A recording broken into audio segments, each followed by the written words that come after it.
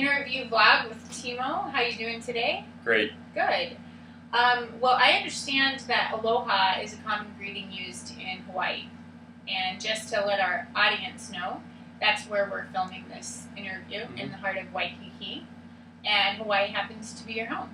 Yeah, but the whole aloha thing, I think a lot of people misrepresent that word, especially in Waikiki, and they don't really know what it means. So I think that people should research the word and really learn the heart of that meaning, so that they're not just using it, as a, oh, aloha, and it's just like it becomes a meaningless word. And I know that the Hawaiians, they feel like maybe somewhat their culture's been exploited a little bit like that. So, but yeah, it's nice to use that word when you know what it means. Aloha is just, I think it's the way you treat your fellow human being. You treat your fellow human with respect and love and peace, and the way that you want to be treated. So it's kind of like, I guess in Western culture you call that the golden rule. Do unto others as you would have them do unto you. I think aloha represents that and a whole lot of other things. Everybody here has a dream, right? Does everybody here have a dream? Some kind of dream? Everybody grows up to be something. Not everybody becomes that something that they want to become, right? Some of us have got to leave places in our lives that are really comfortable, difficult situations.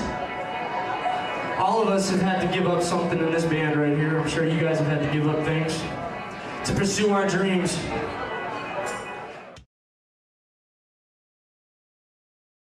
From a musical standpoint, can you tell me something that you took with you back home from Southern California?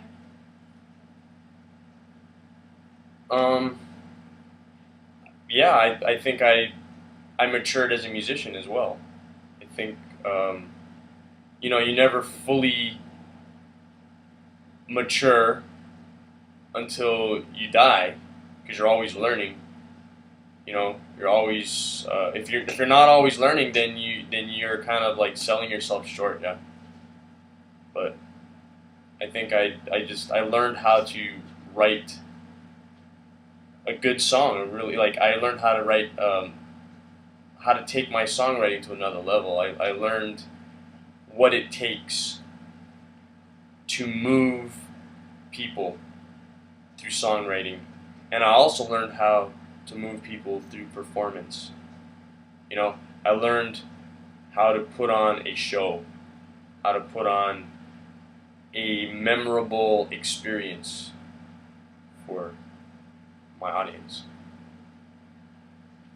I know I want to talk about a little bit about the video that you have on YouTube. It was professionally produced, The Fire Inside. Yeah.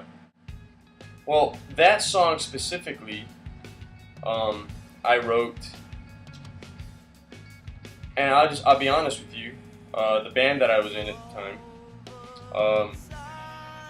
I was ready to throw that song out because I didn't know what I was doing with it.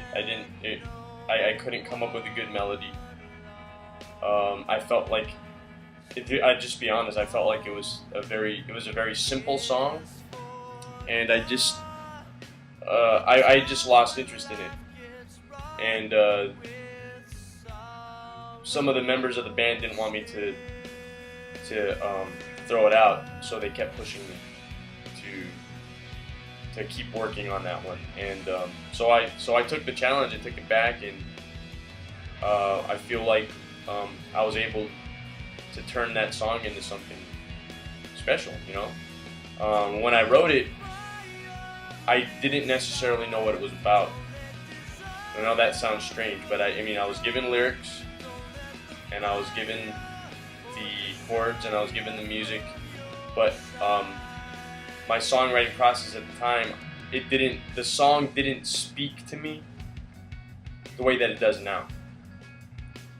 The song felt right. It moved me, But when I read the lyrics that I had written, it was almost like the lyrics weren't from me, and they weren't for me at that time. They might have been for the fans that would come out and listen to my music and to that song. I think the words were for people that were going through a hard time. But at that time, when I wrote the song, I didn't feel like I was going through a major hard time. I felt very good about what I was doing with my life at the time. So that song speaks more to me now than it did then. It's for the last 4 years up until the present. That song spoke to me more because it's about not losing the fire inside. It's like for the last 4 years, it would have been so easy to have given up music because of how difficult life was. Whether it was spending 7 months in Tennessee fighting what seemed like a losing battle for my nephews because of the corruption over there, or spending time in a very not my favorite part of Southern California, trying to help people. The combination of that, and then coming back to Hawaii, the land that I love, but experiencing the hardships of trying to pay rent, trying to get back into the island life. That has been a struggle. That has been a struggle, whether it's to make ends meet here or whatever. The song has spoken to me more now than it ever did, in the last few years.